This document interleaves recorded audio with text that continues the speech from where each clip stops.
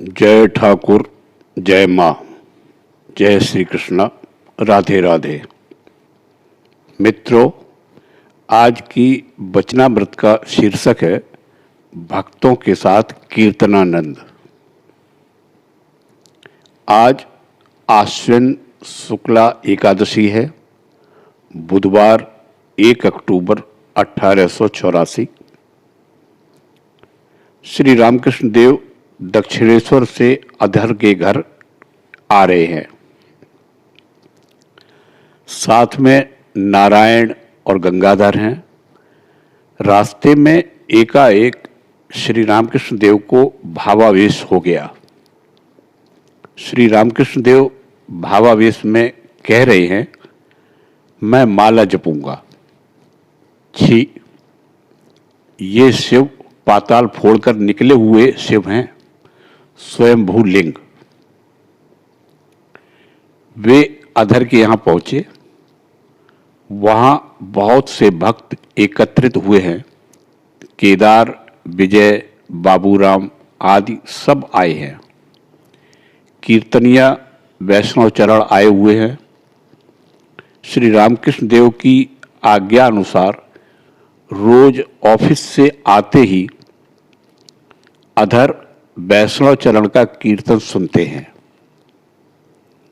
वैष्णव चरण बहुत मधुर कीर्तन करते हैं। आज भी कीर्तन होगा। श्री रामकृष्ण देव अधर के बैठक खाने में गए। भक्त मंडली उन्हें देखकर खड़ी हो गई और चरण वंदना करने लगी। श्री रामकृष्ण देव ने प्रसन्न चित्त से आसन ग्रहण किया। उसके बाद उन लोगों ने भी आसन ग्रहण किया। केदार और विजय ने श्री रामकृष्ण देव को प्रणाम किया। श्री रामकृष्ण देव ने बाबूराम और नारायण से उन्हें प्रणाम करने के लिए कहा। फिर कहा, आप लोग आशीर्वाद दें जिससे इन्हें भक्ति हो।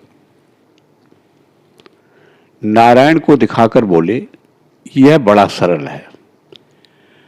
भक्तगण नारायण और बाबूराम को देख रहे हैं। श्री रामकृष्ण देव केदार आदि भक्तों से बोले, तुम्हारे साथ रास्ते में मुलाकात हुई, नहीं तो तुम लोग काली मंदिर जाते। ईश्वर की इच्छा से मुलाकात हो गई। केदार विनयपूर्वक बोले, जो ईश्वर की इच्छा है वही आपकी इच्छा है। श्री रामकृष्ण देव हंस रहे हैं। अब कीर्तन शुरू हुआ। अभिसार से आरंभ करके रासलीला कहकर वैष्णव चरण ने कीर्तन समाप्त किया।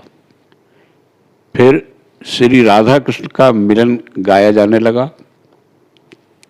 श्री रामकृष्ण देव मारे आनंद के नृत्य करने लगे। साथ साथ भक्तगण भी उन्हें घेरकर नाचने और गाने लगे। कीर्तन हो जाने पर सबने आसन ग्रहण किया। श्री रामकृष्ण देव विजय से बोले, ये बहुत अच्छा गाते हैं। यह कहकर उन्होंने वैष्णव चरण को इशारे से बतला दिया। फिर गौरांग सुंदर गाने के लिए उनसे कहा।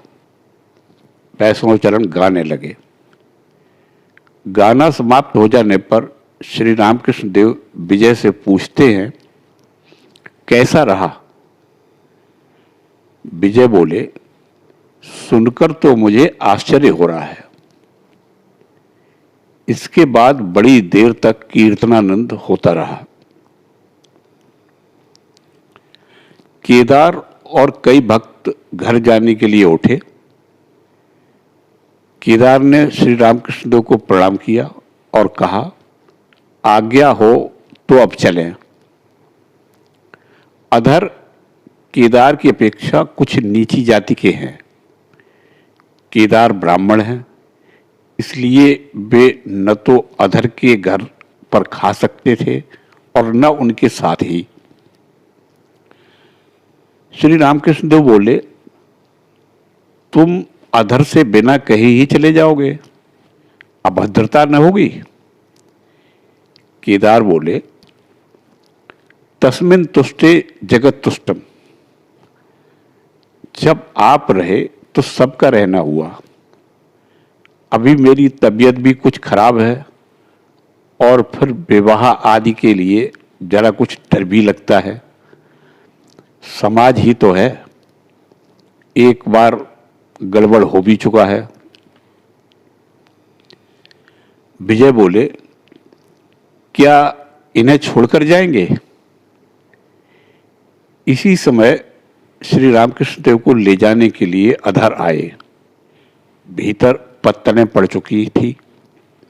श्री रामकृष्ण देव उठे, विजय और केदार से कहा, आओ जी मेरे साथ। विजय, केदार और दूसरे भक्तों ने श्री रामकृष्ण देव के साथ बैठकर प्रसाद पाया। भोजन के बाद श्री रामकृष्ण देव एक बार फिर बैठक खाने में आकर बैठे। केदार, विजय और दूसरे भक्त चारों ओर बैठे।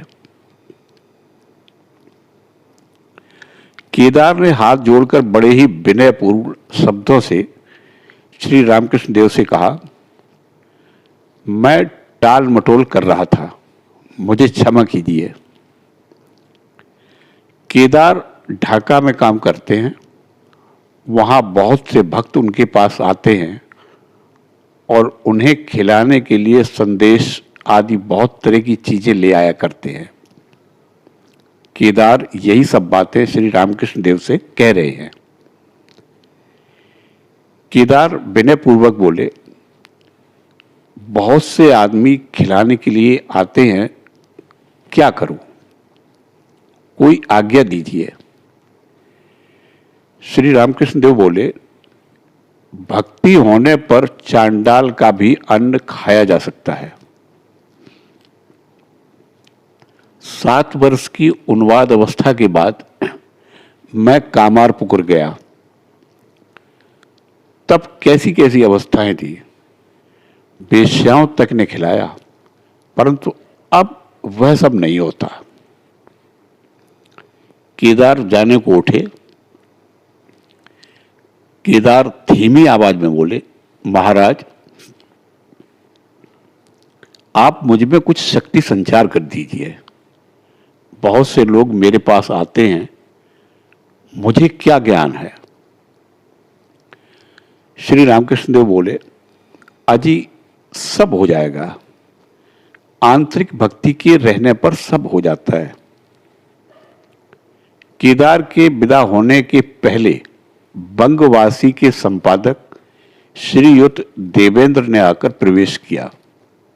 श्री रामकृष्ण देव को प्रणाम करके उन्होंने आसन ग्रहण किया। साकार निराकार की बात होने लगी। श्री रामकृष्ण देव बोले, वे साकार हैं, निराकार हैं और भी क्या क्या हैं, यह सब हम लोग क्या जाने। केवल निराकार कहने से ही कैसे काम चलेगा? योगेंद्र बोले, ब्राह्म समाज की एक बात बड़े आश्चर्य की है। 12 वर्ष का लड़का है, उसे भी निराकार ही सूझता है। आदि समाज वाले साकार पर विशेष आपत्ति नहीं करते। दुर्गा पूजा के समय वे लोग भले मानसों के घर भी जा सकते हैं। श्री रामकृष्ण देव हंसकर बोले, उन्होंने ठीक कहा, उसे भी निराकार ही सूझता है। अधर बोले, शिवनाथ बाबू साकार नहीं मानते। विजय बोले, यह उनके समझने की भूल है। ये जैसा कहते हैं, गिरगिट कितने ही रंग बदलता रहता है। जो पेड़ के नीचे रहता है वही जान सकता है। मैंने ध्यान करते हुए मूर्तियां देखी, कितने ही देवता थे। उन्होंने बहुत कुछ कहा। मैंने मन में कहा, मैं श्री रामकृष्ण देव के पास जाऊंगा ये बातें तभी मेरी समझ में आएंगी। श्री रामकृष्ण देव बोले, तुमने ठीक देखा है। केदार बोले, भक्तों के लिए भी साकार हैं। भक्त प्रेम से उन्हें साकार देखता है। ध्रुव ने जब उनके दर्शन किए तब पूछा, आपके कुंडल क्यों नहीं हिल रहे हैं? श्री ठाकुर जी ने कहा, हिलाओ तो हिलें। श्री रामकृष्ण देव बोले, सब मानना चाहिए, निराकार और साकार सब मानना चाहिए। काली मंदिर में ध्यान करते हुए मैंने देखी एक वेश्या। मैंने कहा, मां तू इस रूप में भी है? इसीलिए कहता हूं सब मानना चाहिए। वे किस रूप में दर्शन देते हैं, सामने आते हैं, यह कहा नहीं जा सकता। यह कहकर श्री रामकृष्ण देव गाने लगे। गाना हो जाने पर विजय ने कहा, वे अनंत शक्ति हैं, क्या किसी दूसरे रूप से दर्शन नहीं दे सकते? कितने आश्चर्य की बात है। लोग रेणु की रेणु जो हैं, फिर भी वे समझ बैठते हैं कि ईश्वर के संबंध में सब कुछ जान लिया। श्री रामकृष्ण देव बोले, कुछ गीता, भागवत और वेदांत पढ़कर लोग सोचते हैं कि हमने सब समझ लिया। चीनी के पहाड़ पर एक चींटी गई थी। एक दाना खाने से ही उसका पेट भर गया। एक दाना और मुंह में दबाकर वह घर लौट पड़ी। जाते हुए सोच रही थी, अब की बार आकर सारा पहाड़ उठा ले जाऊंगे। सब हंसते हैं। श्री रामकृष्ण देव मणिलाल आदि भक्तों से बोले, नमस्कार मन ही मन अच्छा होता है। पैरों पर हाथ रखकर नमस्कार की क्या जरूरत है? और मन ही मन जिसे नमस्कार किया जाता है उसे संकोच भी नहीं होता। मेरा ही धर्म ठीक है और सब मिथ्या हैं, ये सब अच्छा नहीं। मैं देखता हूं वो ही सब कुछ हुए हैं। मनुष्य, प्रतिमा, सालग्राम, सबके भीतर एक ही सत्ता देखता हूं। मैं एक को छोड़ दूसरा कुछ नहीं देखता। बहुत से लोग सोचते हैं मेरा ही मत ठीक है और सब गलत है, हम जीते और सब हार गए। इससे जो बढ़ गया है वह थोड़े के लिए अटक जाता है, तब जो पीछे पड़ा था वह बढ़ जाता है। गोलोक धाम के खेल में बहुत कुछ बढ़ गया, परंतु फिर भी पौ न पड़ा। हार और जीत उनके हाथ में है, उनका काम कुछ समझ में नहीं आता। देखो, नारियल इतने ऊंचे रहता है, धूप लगती है, फिर भी उसके जल की तासीर ठंडी है। इधर पानी फल यानी सिंघाड़े पानी में रहते हैं, परंतु उनकी तासीर गर्म होती है। आदमी का शरीर देखो, सिर जो मूल है ऊपर चला गया। मणिलाल बोले, हमारा इस समय कर्तव्य क्या है? श्री रामकृष्ण देव बोले, किसी तरह उनके साथ युक्त होकर रहना। दो रास्ते हैं, कर्मयोग और मनोयोग।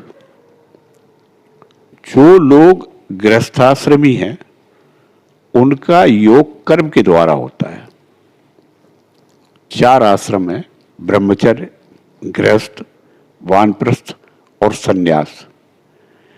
सन्यासी को काम्य कर्मों का त्याग करना चाहिए, परंतु नित्य कर्म उसे कामनाहीन होकर करना चाहिए। दंड धारण, भिक्षा, तीर्थ यात्रा, पूजा, जप, इन सब कर्मों के द्वारा उनके साथ योग होता है। और चाहे जो कुछ करो, फल की आकांक्षा का त्याग करो। फल की आकांक्षा को छोड़कर कर सको तो उनके साथ योग होगा। एक मार्ग और है मनोयोग। इस तरह के योगी में बाहर से कोई चिन्ह नहीं दिख पड़ते, उसका योग अंतर से होता है। जैसे जड़ भरत तथा सुखदेव, और भी बहुत से हैं, पर ये दो प्रसिद्ध हैं। इनकी दाढ़ी और बाल तैसे ही रहते हैं, वे उन्हें नहीं निकालते। परमहंस अवस्था में कर्म उठ जाते हैं, तब स्मरण मनन ही रहता है, सदा ही मन का योग रहता है। अगर वह कर्म भी करता है तो लोक शिक्षा के लिए, चाहे कर्म के द्वारा योग हो या मन के द्वारा, भक्ति के होने पर सब समझ में आ जाता है। भक्ति से कुंभक आप ही हो जाता है। मन में एकाग्रता होने पर ही वायु स्थिर हो जाती है, और वायु के स्थिर होने पर ही मन एकाग्र होता है, बुद्धि स्थिर होती है। जिसे होता है वह खुद नहीं समझ सकता। भक्ति योग में योग के साधन होते हैं। मैंने मां से रो रो कर कहा था, मां, योगियों ने योग करके, ज्ञानियों ने विचार करके जो कुछ समझा है वह सब तू मुझे समझा दे, मुझे दिखला दे। मां ने मुझे सब दिखा दिया है। व्याकुल होकर उनके निकट रोने पर सब कुछ बतला देती है। वेद, वेदांत, पुराण, इन सब शास्त्रों में क्या है सब उन्होंने मुझे समझा दिया है। मणि बोले, हठ योग। श्री रामकृष्ण देव बोले, हठ योगी देहाभिमानी साधु हैं, वे बस नेति धोती करते हैं, केवल देह की चिंता। उनका उद्देश्य आयु की वृद्धि करना है, देह की ही दिन रात सेवा किया करते हैं। यह अच्छा नहीं है। तुम्हारा कर्तव्य क्या है? तुम लोग मन ही मन कामिनी और कांचन का त्याग करो। तुम लोग संसार को काक विष्टा नहीं कह सकते। गोस्वामी ग्रस्त हैं, इसलिए मैं उनसे कहता हूं, तुम्हारे यहां श्री ठाकुर जी की सेवा है, तुम लोग क्या संसार का त्याग करोगे? तुम लोग संसार को माया कहकर उनका अस्तित्व लोप नहीं कर सकते।